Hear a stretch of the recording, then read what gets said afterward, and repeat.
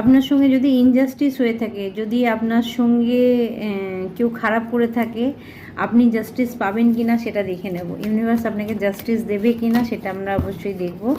Universe আপনাকে justice দিচ্ছে কি না, সুবিচার আপনি পাবেন কি না। 5 অফ কাপস, স্ট্রেংথ।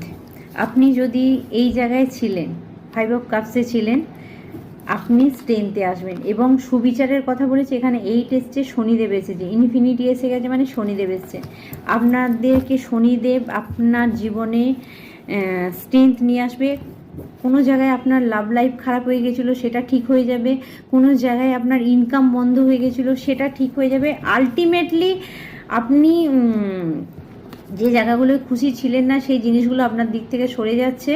যে ব্যক্তিগুলো আপনার ক্ষমতাকে নষ্ট করেছে বা আপনার সঙ্গে অন্যায় করেছে তারা আপনার লাইফ থেকে সরে যাচ্ছে, এই ধরনের ব্যক্তিরা আপনার লাইফ থেকে সরে যাচ্ছে এবং আপনি স্ট্রেংথে আসছেন। আপনার জন্য নিউ অপরচুনিটি, নিউ সুযোগ বা রিলেশনশিপ বলতে পারেন, বা টাকা পয়সার সুযোগ বলতে পারেন, বা নতুন কোনো চাকরি আপনার হতে পারে। তো এই সময় যদি কারো চাকরিও চলে যায় আপনি টেনশন করবেন না, আপনার দিকে কিন্তু শিপ আসছে।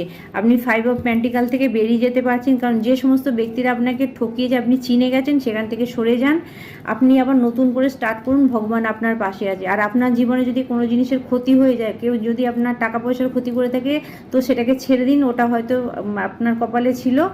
আপনার দিকে আপনি আবার নতুন করে সব কিছু স্টার্ট করুন, ভগবান আপনার পাশে আছেন।